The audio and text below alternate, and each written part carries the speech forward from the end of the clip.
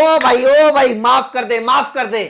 गलती कर दी, पढ़े लिखे लोगों को वोट करने की बात कह के मैंने गलती कर दी।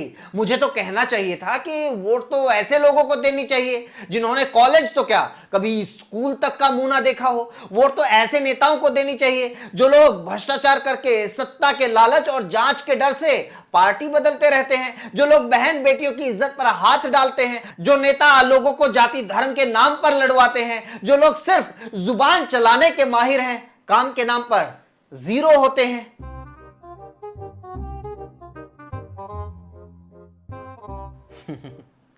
पहले बुद्धिजीवियों का विरोध, फिर यूनिवर्सिटीज का विरोध, और अब पढ़े लिखे नेताओं का विरोध। अबे और कितना नीचे गिरोगे तुम लोग? क्यों, हमने कब विरोध किया? अरे वो अनअकैडमी वाले टीचर करण सांगवान, भूल गए उनको? उन्होंने सिर्फ इतना कहा था कि पढ़े लिखे लोगों को वोट करना।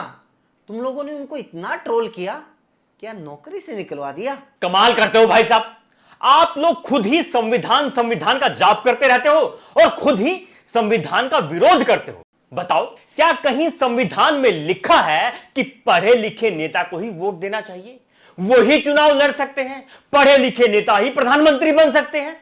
नहीं लिखा हुआ, लेकिन यह बात भी सच है कि पढ़े लिखे लोगों की समझ अनपढ़ लोगों से कई मामलों में ज्यादा होती है। नियम, कायदे, कानूनों से लेकर अर्थव्यवस्था, world diplomacy, foreign policy, market, budget, science, research, innovation, environment और सोसाइटी, सबको अच्छे से समझने के लिए पढ़ाई लिखाई जरूरी होती है। तभी वो उनके बारे में अच्छे फैसले ले सकते हैं। अच्छा, क्या इस देश में पढ़े लिखे नेताओं ने जो फैसले लिए हैं वो सारे सही थे?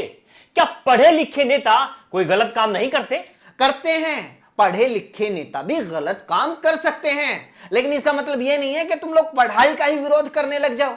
एक छोटी सी चीज है सुई, उसका इस्तेमाल सिलाई करने के लिए भी होता है, इंजेक्शन लगाने के लिए, इलाज के लिए भी होता है।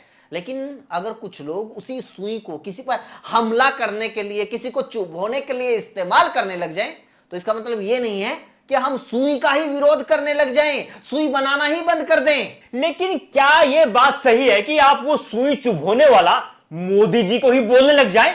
आप लोग हर चीज में मोदी का विरोध करने लग जाएं? लेकिन क्या यह बात सही है कि आप लोग हर बात को मोदी के ऊपर ले जाएं? कोई अगर किसी को अनपढ़ कहे तो तुम लोग इसे मोदी का विरोध क्यों बोलने लग जाते हो? वो चाहे करण सांगवान हो या अजय देवगन की पत्नी काजोल। अरे सामने वाले ने तो मोदी का नाम तक नहीं लिया। अगर मोदी के पास ओरिजिनल डिग्री है तो तुम लोगों को किसी टीचर या एक्ट्रेस के कुछ भी बोलने से क्या फर्क पड़ता है? लेकिन वो टीचर ने अनपढ़ के साथ नाम बदलने वाली बात भी तो कही थी। क्या हमें समझ नहीं आता कि इशारा किसकी तरफ है? इसे कहते हैं चोर की दाढ़ी में तिनका। अरे नाम बदलने का काम तो और लोग भी करते हैं। देश में अभी यूपीए ने अपना नाम बदलकर इंडिया किया है, लेकिन इंडिया वालों ने तो टीचर की बात को अपने ऊपर नहीं लिया। तुम ही लोग क्यों चिंगाड़े मार रहे हो? बेवकूफ मत समझाओ लोगों को। हमें पता है ये अनपढ़ और चौथी पास राजा बोलकर किसे बदनाम किया जाता है। बात तो ऐसे कर रहे हो जैसे विपक्षी दलों में सारे नेता बीए, एमए, एमफिल, पीएचडी हैं। क्या उनमें अनपढ़ या कम पढ़े लिखे लोग नहीं है? होंगे, बहुत सारे होंगे, लेकिन क्या किसी ने इस बात का विरोध किया कि पढ़े लिखे लोगों को वोट देना चाहिए? अरे नेता छोड़ो, कोई आम आदमी भी हो, कोई अनपढ़ भी हो, वो भी इस बात की वकालत करता मिलेगा कि खूब पढ़ना चाहिए और पढ़े लिखे लोगों को वोट देनी चाहिए।